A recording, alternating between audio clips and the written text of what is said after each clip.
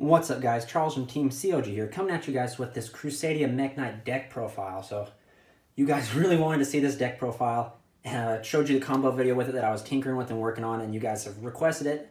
So here it is. Before we jump into this a little bit farther, I'm going to go ahead and give you guys news that Soul Fusion, the sneak peek, drops within, I think, this Saturday or this weekend.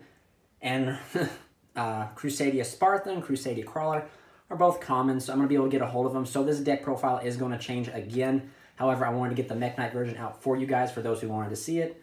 In my personal opinion, also, I don't think this is the best variant. Even though the Mekk-Knights give the deck an amazing going second, I feel personally the deck does not lack in the going second department. It lacks in the going first, and I don't think the Mekk-Knights help in any way, shape, and form on going first. They're more bricks going first than they are when going second. However, without further ado, before I jump further into the video, remember, guys, check out our sponsors, Game Time Card and Collectibles, right here at www.gametimecc.com. And if you guys want your own customizable field centers, please look in the description below. Her name is Amber. We will link her email down below. And just email and get your fully customizable field center today. She also does tokens. So, like all my Fate Apocrypha tokens here, she did those as well. Just let her know what you want, and she will gladly do them. I don't know if you guys can, this one you can see. It's secret rare. So please just go ahead and shoot her an email. So without further ado, let's go ahead and jump into this deck profile. So to start out the deck profile with, we play 3 Crusadia Maximus. So as everyone knows who's watched my videos, Maximus is my favorite Crusadia monster. In the OCG, he was named Paladin of Vast Sky because the lore Blue Sky gave him his power, which is why I really kind of do like the Mekk-Knight version because of lore. It's really lore-friendly and works very well. Also, in the comment section below, if you guys would like to see a lore video for the World Legacy, let me know. I would love to sit down and do it for you guys. So if that's something you guys want to see, comment down below and I'll gladly get to it. So before we continue on, we will continue on with the profile, the real reason why we're here. Maximus is the main OTKer in this entire deck. He's the reason that you can OTK. His effect says that he allows you to do double battle damage to a monster. So for all those people out there who clearly have not read Maximus, you cannot OTK when your opponent has no field. With Maximus, your opponent must control a monster in order to do double battle damage. All Crusadia share the same effect where they can special summon themselves from the hand that a link from the hand to a zone a link monster points to. So that's Maximus. We play 3 Crusadia Draco. Draco's really good. If you guys don't recognize this guy, or you're just new to the channel, this is a little old guard dragon from the World Chalice. Draco allows you to recur any Crusadia card from the graveyard to your hand. That's spell, traps, and monsters. You can extra deck monsters. You can recur them all back to the hand. Put your extra deck monsters back to the extra deck. It is also a way to chum block your Magius. You may get make Draco Chainlink 2 and Magius Chainlink 1, or Regulus Chainlink 1 and Draco Chainlink 2. On to the next 3 Arborea. Crusadia Arborea is your Return the True Dragon Lords in the aspect of the Banishing to Protect. She's also your level 3 tuner that allows you to Synchro Summon for your Synchro 7s, which is F.A. Dawn Dragster, and if you ever want to play a Synchro 6, you could do it. So to continue on, there we go. We're going to jump into 3 Leonis. So I was testing with Leonis at 3 because you still want to see Crusadia monsters. However, after testing, I do recommend dropping this card down to 2 and upping your purple Nightfall count to 3. Just that ratio works so much better, and it just solves so much problems. So, however, if you're playing a pure version or playing the Rescue Cat variant, I do recommend playing 3. However, in this Mekk-Knight variant, definitely play 2 Leonis. 2 Reclusia. So Reclusia is she is the most underrated one, I think, out of all of them. Crusadia Reclusia allows you to pretty much force back row, force your opponent's negation. It also allows you to chum block your Crusadia cards. It is spot removal. Target 1 Crusadia card you control, 1 Crusadia card, or excuse me, guys, sorry. Target 1 Crusadia card you control, and 1 Crusadia. Dang it, I can't speak tonight. Target a Crusadia card you control and target a card your opponent has, and then you just destroy them. This also allows you to chum block your Magius and your Regulus by making this Chainlink 2. So for now, we're playing 2 World Legacy World Crown. So World Crown is by far my favorite of the World Legacy, like World Relic cards. When we get Crusadia Crawler, I might cut this down for a what is it, the Lance. However, I'm really liking 2 at the moment because this card is pretty much an extender and a way to end your board pretty solid with a form of negation. And it's 2,000 attack that can give equal max of 2,000 boost, so that's why I like it. I will play it at 2. I don't think 1 is correct. I think you want to see that card more than anything. Well, I take that back. You want to see this card a lot more than playing it at 1, I guess, because the card's not searchable now, and it does. And then when we get Crawler, it just does little good being searchable during your turn. So you kind of want to open it so that you can end on a solid two negates. However, if you're pushing for damage, it's also 2,000 attack, so it does give your equal max that 2,000 boost. We're going to go into the Kaijus, which we play 2 Gamma Seal, 1 Kumongus, and 1 Dogoran. You can play any assortment of Kaijus you want, guys. That's why I think this deck is so versatile. However, I think the correct amount is always, you should never play any less than 3, and you can play as much as you want. I've seen people play 9 to 6 to 5 to 7. It's just whatever you personally prefer. These are the 4 that I like, and these are the 4 that I chose. So now on to the Mekk-Knight side of the deck. So we're playing 2 Purple Nightfall. Guys, definitely bump this thing up to 3 because 2 is not enough. Drop Leonis down to 2 and play 3 Nightfall. Nightfall is such a pain in the butt card. It really allows you to dodge certain effects, and it's just a hassle for your opponent. It's a 2,500 body that you just are able to dodge stuff, and it keeps recurring back to the field. So as you saw in the combo, guys, we're playing Blue Sky. Blue Sky is pretty much the pre of Maximus. He came before Maximus. He gave World Chalice, Bladesmaster Arum his power to become a Mekk-Knight Arvin. Darn names, I can't pronounce them. So everyone should know what Mekk-Knight Blue Sky does. On summon, he lets you add cards up to the number of cards in your opponent's column. He is the only Mekk-Knight that we have that can chum block Magius over here or Regulus. He's really good. He has a 2,500 booty that you can summon in defense. So he's really good. For the final Mekk-Knight, we're playing one Shifty Boy, Mekk-Knight Indigo Eclipse. Shifty Boy here just allows you to manipulate your zones. And I feel like Crusadia Sparta, when we get her, she will just be a better version, an easier accessible version of Eclipse. So that's it for the Mekk-Knights, and we're moving on just to the hand traps. 3 Ash. I've always been back and forth between hand traps. I'm very, I don't want to say diverse with it. I don't want to say diverse. I like 3 Ash, and I hate seeing two Ashes in my opening hand. I like the 4-4 split. However, I needed to cut room. I didn't want to play 2 Ash and 1 Droll. And then Droll just slowly fell out of favor lately, so I think 3 Ash is the appropriate way to go. And yes, sometimes you will open 2 of them, and that just really sucks, but you just got to deal with it. It is Yu-Gi-Oh! Luck and probability play a big role in the game, so just got to take it and go with it. So on to the spells, guys. We're playing 1 Revival. Don't play any more of this card, guys. 1's good enough. It's just searchable when you need it, and it allows you to OTK, and it helps you OTK when you need to do it, and it gets the job done at 1. We play 1 Power. Power will definitely be bumped back up to 2. I really miss Power. The reason Power is good at 2 is because it allows you to summon into your opponent's field and their boards, and with the greatest of ease.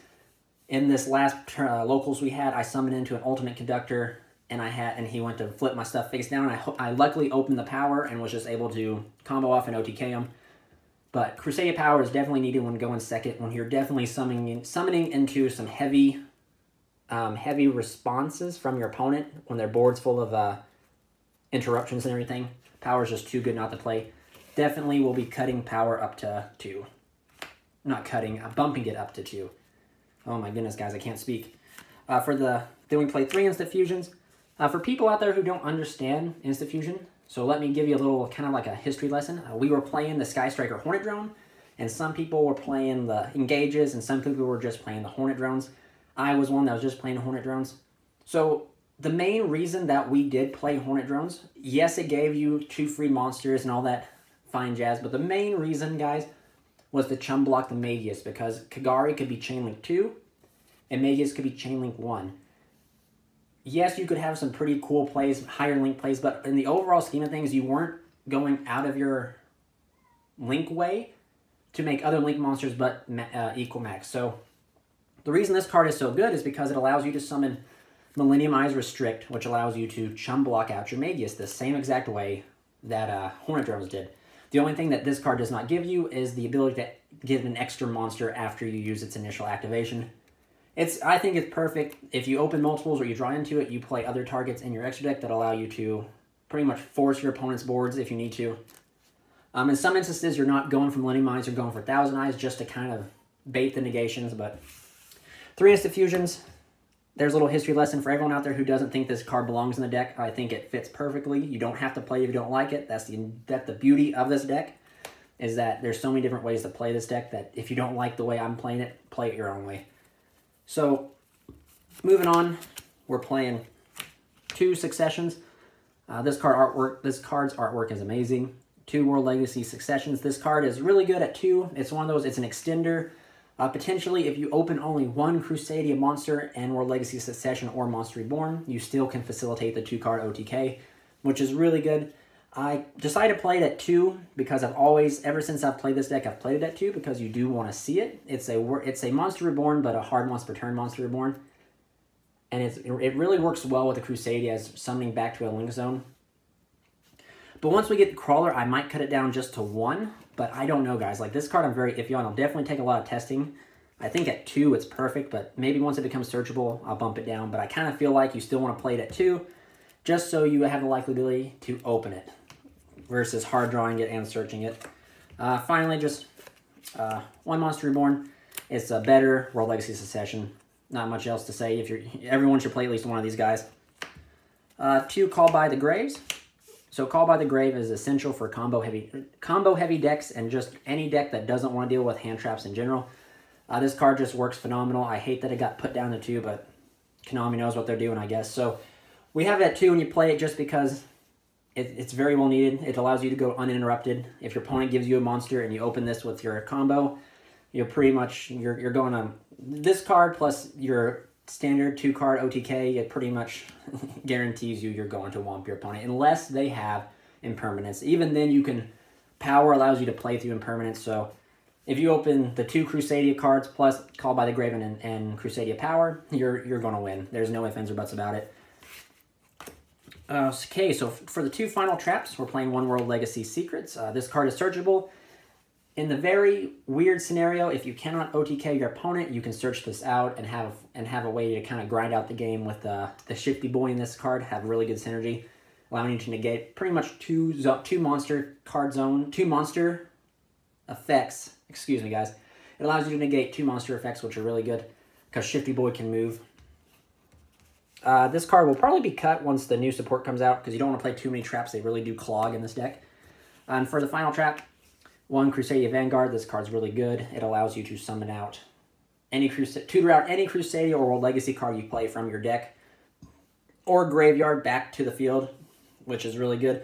And also it does like a little soft lock saying your opponent has to target the Crusadia Link monsters you control. So it pretty much soft locks them into whacking into your 2 to 3k beating Equal-Max. So that's it for the main deck. On to the extra deck. Of course, we're still playing the triple Magius. It is your combo starter. It's your searcher. It's amazing. I cannot say anything else about it. It's what you need for the deck. It's your main starter. You must play 3 of it. 2 Regulex. Regulex definitely deserves a spot. Aslan, the Great Lion, as I call him. He's really good. He searches your spell and your traps, whereas Magius over here searches your monsters. He allows you to search Power, Revival, Vanguard, and he'll allow you to search the Crawler, Crusadia Crawler when it comes out. This card's really essential at 2 because you can facilitate your OTK with just Regulex. If your opponent has a field full of monsters and you happen to get to Regulex and Equal-Max, you're really able to just plow over your opponent and win. He's really good. He's also part of the ladder as you climb up to your big boss monster, which we're about to get into, which is 2 Equal-Max. So Crusadia Equal-Max, for those who do not know, he is a Link 3. Whatever he points to, he gains the attack and whatever the original attack, and what the things that he points to cannot attack. Quick effect during either player's turn, he can tribute a Crusadia or World Legacy card and tribute a World Legacy monster that he points to. Target 1 face-up card on the field and negate its effects until the end of the turn. So he is your boss monster. He is your win condition. He's also your best negator that you can end on. I wouldn't recommend playing any less than him. He is just a beautiful card, and the artwork is phenomenal for this guy. So that's it for the Crusadia cards. We're going to move on to kind of the generic links that you never really go into, but you kind of do. One Nightmare Griffin. One Nightmare Phoenix. Sorry, guys. Nightmare Phoenix. This bane of this deck is back row, so this is just a form of back row removal that you can go into. Unicorn. Unicorn's in here for the same reason that Phoenix is. Back row is this deck's #1 hate, so it allows you to spin back pesky back row. And potentially problematic monsters, too. I guess there are a few monsters out in the game that you can't deal damage to, so getting rid of them are really good. One Link Rebo. It's there for the Thousand Eyed monsters. Allows you to makes Insta-Fusion a starter as well by being able to Insta-Fusion into Thousand Eyes, link into Link Rebo, then you have an arrow pointing down to special summon your Crusadia monsters too. So, really good. One Mekk-Knight Morningstar. As you guys saw in the combo, he's part of that 2-card combo, the 2.5 and 3.5 card combo that you use to pretty much OTK your opponent. This guy's really good, and if you're I'd say he's good just for the simple fact you can search World Legacy cards, but other than that, he's just a good link too with 2 downward point arrows that you go into when you have Mekk-Knights or open Mekk-Knights. One Topologic Trisbania.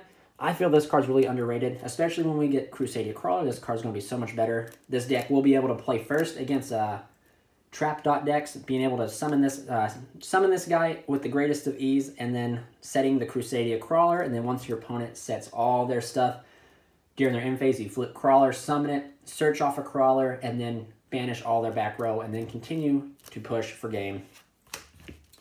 We're playing the 2 Thousand Eyes Restrict monsters, Millennium Eyes and Thousand Eyes. Millennium Eyes is really good. You normally do put this under your Magius so that you will search off a Magius, and if they happen to have Ash, Ogre, Veiler, any sort of hand trap, you can suck it up. And if you're able to bring this thing back with Succession or Monster Reborn, it just becomes a really problematic card for your opponent to deal with.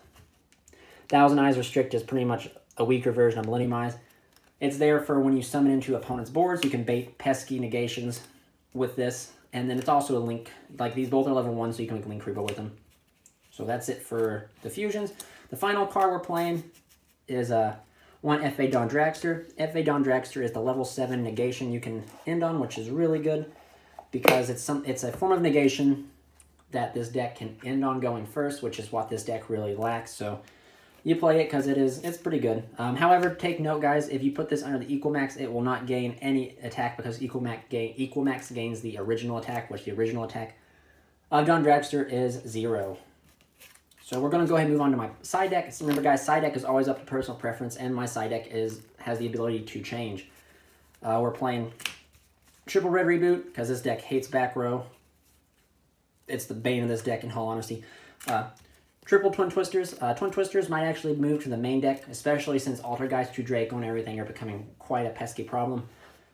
This card's, again, in here for the back row. Like I said, this deck hates back row.